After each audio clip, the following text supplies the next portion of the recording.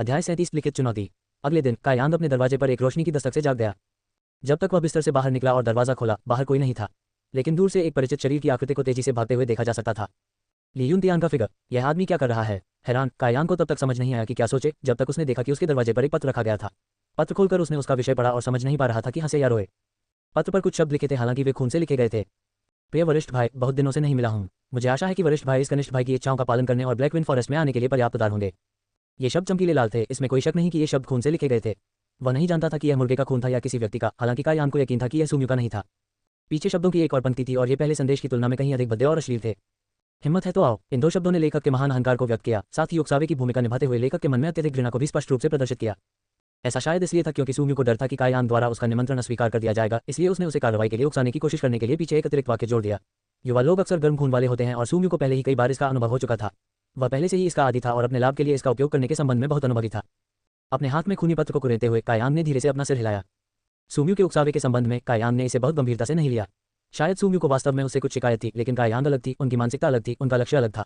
इस प्रकार के छोटे पैमाने के मुद्दों के संबंध में कायांग ने उन्हें केवल अपने विकास को मापने और अपने प्रशिक्षण में सहायता करने के अवसर के रूप में माना। हालांकि उनके और सुम्यू के बीच पहली कुछ मुलाकातें अप्रिय थीं, बाद में उनके साथ लगातार बातचीत के माध्यम से कायांग को पता चला कि सुम्यू वास्तव में उतना बुरा नहीं था। उसके पास सिर्फ प्रमुख बेवकूफ़ी के मुद्दे थे।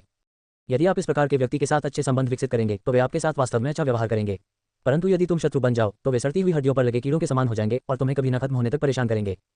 पिछले कुछ दिनों में उसने सुम्यू के समूह का कोई संकेत नहीं देखा था, वे शायद उससे चिप रहे थे। वह नहीं जानता था कि क्यों वे अचानक उसके साथ फिर से द्वंद्व करना चाहते थे और चुनौती पत्र जारी करने के लिए दौड़ पड़े। मूल रूप से कायांग सुम्यू पर ज्यादा ध्यान नहीं देना चाहता था, लेकिन जब वह अपनी दैनिक सफाई कर रहा था तो उसने चुनौती के बारे में सोचा और जाने का फैसला किया। सुम्यू निसंदेह एक छोटा व्यक्ति था और उसने चुनौती जारी करने के संबंध में मेन गेट के नियमों की अनदेखी करना चुना और इसके बजाय अपनी चुनौती जारी करने के लिए एक पत्र का इस्तेमाल किया। संभवतः उसका इरादा मेन गेट के नियमों के अनुसार अपनी लड़ाई को व्यक्तिगत लड़ाई के बजाय समूह लड़ाई बनाने का था। चयनित स्थान पर भी कई सवाल उठे। ब्लैकविंड फॉरेस्ट ब्लैकविंड पर्वत के आधार पर स्थित था। यह एक देवदार का जंगल था और इस प्रकार किसी व्यक्ति के निपटान के लिए यह एक बेहतरीन जगह थी। हालांकि सुम्यू के साथ घूमने वाले लोगों के समूह की संख्या उतनी नहीं थी, केवल सुम्यू ही सुगठित शरीर के 9वें चरण तक पहुंची थी। ली यूनतियान टेम्पर्ड बॉडी 7वें चरण में थे, जबकि बाकी या तो 5वें या 6ठे चरण में थे। कायांग को नहीं पता था कि वह जीत सकता है या नहीं, लेकिन अपनी वर्तमान प्रगति को पूरी तरह से समझने के लिए उसे वास्तव में एक उचित लड़ाई की आवश्यकता थी। उस प्रकार का नहीं जैसा शिष्य आमतौर पर रखते थे। वर्तमान में सुम्यू व्यक्तिगत रूप से ब्लैकविंड फॉरेस्ट की ओर स्काई टॉवर की सड़क पर इंतजार कर रहा था। एक भी व्यक्ति घात में छिपा नहीं था। वह वहां बहादुरी से खड़ा था, जोश से भरा हुआ वह वहां खड़ा था। जब उसने कुछ रात पहले अपनी विफलता के बारे में सोचा तो उसकी पूरी तरह से बेहोश शर्मनाक स्थिति, सुम्यू का चेहरा वास्तव में बदसूरत हो गया। उस रात उन्हें पता भी नहीं चला कि क्या हुआ था। उनके सभी साथी शिष्य भाई जो उनके साथ कायांग की छोटी लकड़ी की झोपड़ी में आए थे, अचानक बेहोश हो गए थे। ये सब अचानक और रहस्यमय तरीके से हुआ था। अगली सुबह तक वे जाग नहीं पाए। हालांकि गर्मी का मौसम था और बाहर सोने से उन्हें कोई नुकसान नहीं होगा, फिर भी वहां बहुत सारे मच्छर थे। जब वे जागे तो सभी को ऐसा महसूस हुआ जैसे उनके पूरे शरीर पर कुछ 100 उभार बन गए हों। जब वे स्वप्न देख रहे थे तो अथाह संख्या में मच्छरों ने उन्हें काट लिया था और उनका खून पी लिया था। TLER यहाँ दामोजीज विंकिंग फेस। अगले कुछ दिनों में सुम्यू का समूह बिस्तर पर पड़ा हुआ था और बेहद कमजोर स्थिति में था। उनके ठीक होने के बाद सुम्यू ने जिन शिष्यों को अपने संरक्षण में लिया था वे सभी स्काई टॉवर से भाग गए थे। यदि वे कायांग को नाराज करने का जोखिम नहीं उठा सकते थे तो वे इसके बजाय भाग क्यों नहीं सकते थे? कल जब उन्हें सूचित किया गया कि ली यूनतियान ने अपना पहला मार्शल कौशल सीख लिया है तो सुम्यू की बदले की ज्वाला एक बार फिर भड़क उठी। इसलिए उन्होंने कायांग को ब्लैकविंड फॉरेस्ट में होने वाली लड़ाई के लिए चुनौती पत्र देने के लिए ली यूनतियान को भेजा। ये द्वंद्व स्काई टॉवर में आयोजित नहीं होने का कारण यह था कि सुम्यू को ली यूनतियान पर बहुत अधिक विश्वास नहीं था। यदि ली यूनतियान एक बार फिर कायांग से बुरी तरह हार जाती तो बाकी लोग देखने के लिए उमड़ पड़ते।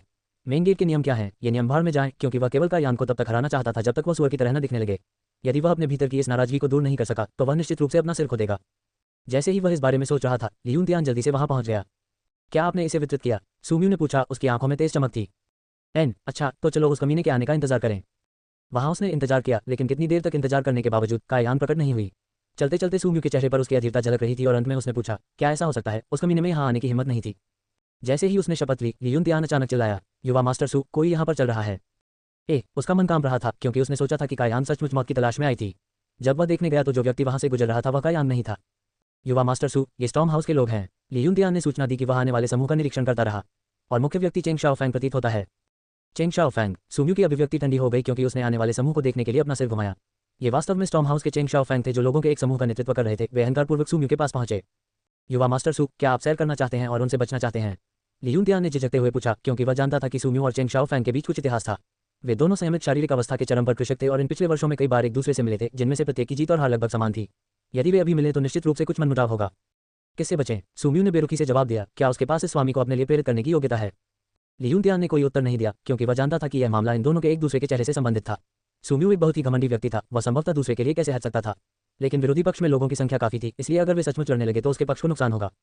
जब वे बोल रहे थे, चेंग शाओफैंग ने पहले ही उन्हें दूर से देख लिया था और उनकी अभिव्यक्ति तुरंत प्रसन्न हो गई और उन्होंने अपने पीछे चल रहे लोगों से कुछ बातें कही। उनकी गति काफी तेज हो गई।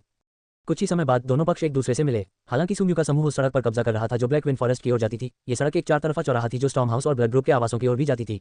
ये पूरे स्काई टॉवर और इसकी विभिन्न इमारतों में भी जारी रहा। सुम्यू के समूह की स्थिति के साथ ये चेंग शाओफैंग के मार्ग को अवरुद्ध करने के बराबर था। मुझे नहीं पता था कि वह कौन था जिसने मेरा रास्ता रोकने की हिम्मत की, लेकिन ये पता चला कि वह वास्तव में सुम्यू थी। ऊपर चलते हुए चेंग शाओफैंग ने सुम्यू की ओर तिरस्कारपूर्वक देखा और उसे ऊपर उठाया। उसकी आवाज़ थोड़ी रहस्यमयी थी। सुम्यू ने बस अपनी आंखें घुमाई और भाले की छड़ी की तरह सीधी पीठ के साथ वहीं खड़ा रहा। वह उससे परेशान होने के मूड में भी नहीं था। इस घोर उपेक्षा ने चेंग शाओफैंग को कुछ हद तक प्रसन्न कर दिया।